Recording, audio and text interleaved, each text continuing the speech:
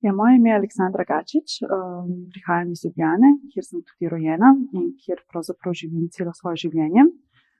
Moja starša sta iz Srbije in iz Hrvaške. Moj oče je pravzaprav Srb iz Hrvaške in moja mama je iz Srbije.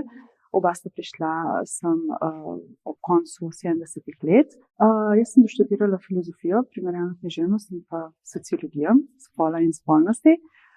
Ukvarjam se predvsem z literaturo, predvsem z afriško literaturo. Z nekim migracijskim tokom je vsaka oseba nekako nehote vržena v neko preizpraševanje lastne identitete. Se pravi, da si primoran večno svojo identiteto ali braniti ali dokazovati, predvsem identiteto pač na nacionalni osnovi. Se pravi, ta identiteta je vsekakor najbolj močna in nekako najbolj pomenljiva. Jaz bi se pa mogoče ravno v tem aspektu migracije osredotočila na te neke identitete, ki so segle onkraj pač nacionalnega, in sicer na to neko identiteto, da je sama migracija mojih staršev in to, da smo z nekako nacionalnim zavedanjem odrasli v Sloveniji. Se pravi, da smo bili v nekem vmesnem prostoru, niti tam, niti tu. Kar pa je po drugi strani odprlo ogromno polje možnosti, različnih identifikacijskih možnosti, ki niso nujno pač nacionalne. Tako da moram reči, da ta moment migracije v preteklosti je odprlo številne možnosti, da se lahko identificira z različnimi stvarmi, tako v Sloveniji kot nekje drugje. Se pravi, da se lahko uresničiš in nekako postaneš oziroma da imaš možnosti postati veliko več kot to, kar te primarno definira. Ja, mogoče točno nekega dogodka konkretnega nimam trenutno v mislih, ampak mogoče bolj kot nek vtis več skupnih dogodkov je predvsem ta, da mi je seveda življenje v Sloveniji omogočilo številne prednosti.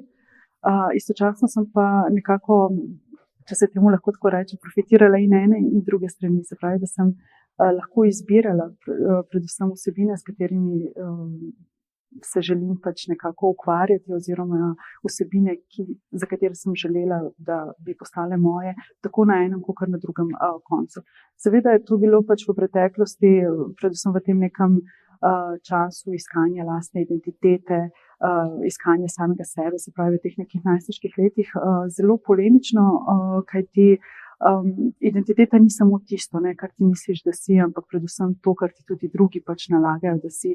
Tako da so mi se zdele včasih te neke, kako bi rekla, možnosti, vsiljene možnosti, kaj naj bi jaz bila, zelo omejene.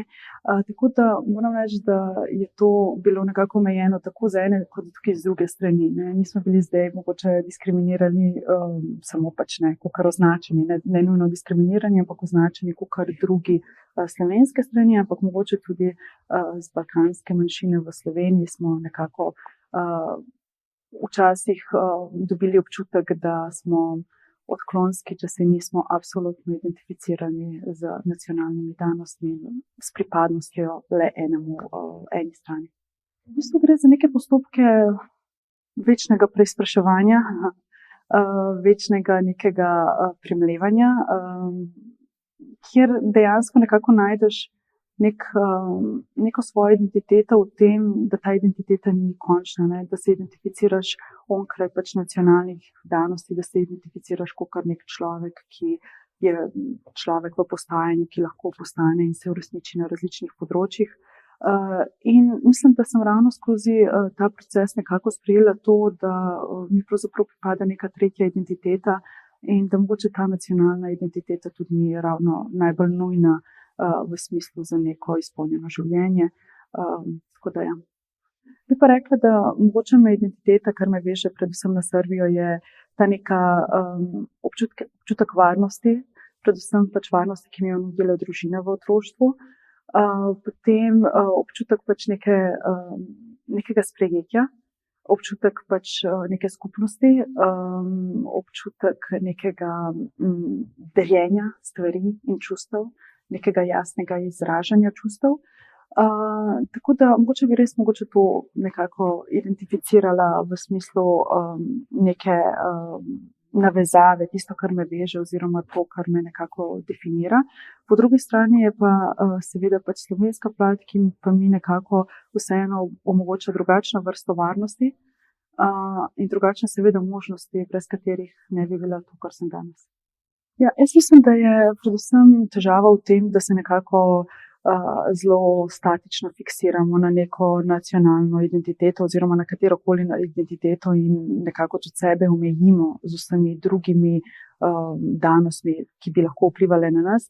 Tako da jaz mislim, da je predvsem pomembna ta neka fleksibilnost, neka prehodnost in je nek seveda pač občutek, da se ni nujno biti eno ali drugo, lahko si oboje, ne? Lahko si oboje hkrati in lahko pravzaprav iz tega neka množstva identitet pravzaprav razbereš in izbereš najbolj